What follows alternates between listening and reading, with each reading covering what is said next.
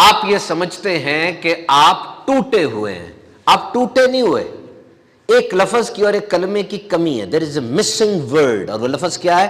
استغفر اللہ۔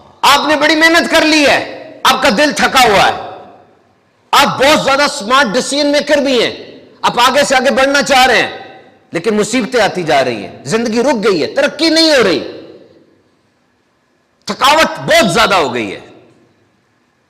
And now you whisper، اور آپ سرگوشی کرتے ہیں کہ مسنگ کیا ہے، کیا چیز نہیں مل رہی؟ آواز آتی ہے استغفار، استغفر اللہ۔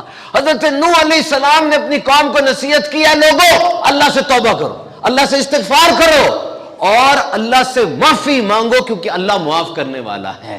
وہ تمہیں مال کے ذریعے، بیٹوں کے ذریعے مدد کرے گا، وہ تمہیں باغات دے گا اور تمہیں نہریں دے گا۔ غور کیجئے ذرا، مال کی اور نعمت کی گارنٹی دی جا رہی ہے، لیکن سخت محنت کا نہیں کہا جا رہا، حالانکہ یہ چیزیں محنت سے آتی ہیں، وہ اپنی جگہ پر مسلم حقیقت ہے، لیکن یہاں پہ اللہ کے نبی کہہ رہے ہیں کہ استغفار کرو۔ کیوں؟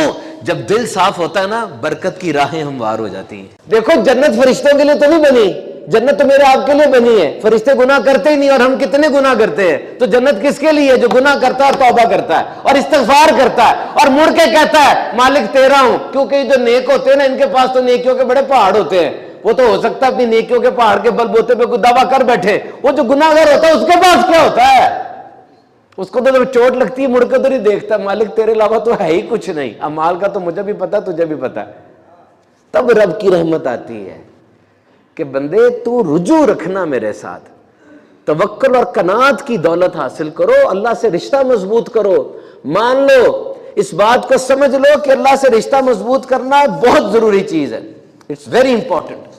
نبی پاک صلی اللہ تعالی علیہ وسلم دن میں 100 بار استغفار کیا کرتے تھے۔ مجھے بتاؤ، سید المعصومین ہے، معصوموں کے سردار ہیں، اور دن میں 100 بار استغفار ہے، کیونکہ استغفار صرف گناہ کی توبہ نہیں ہے، یہ درجات کو بھی بلند کرتی ہے، اللہ سے تعلق مضبوط کرتی ہے، اللہ یاد رہتا ہے۔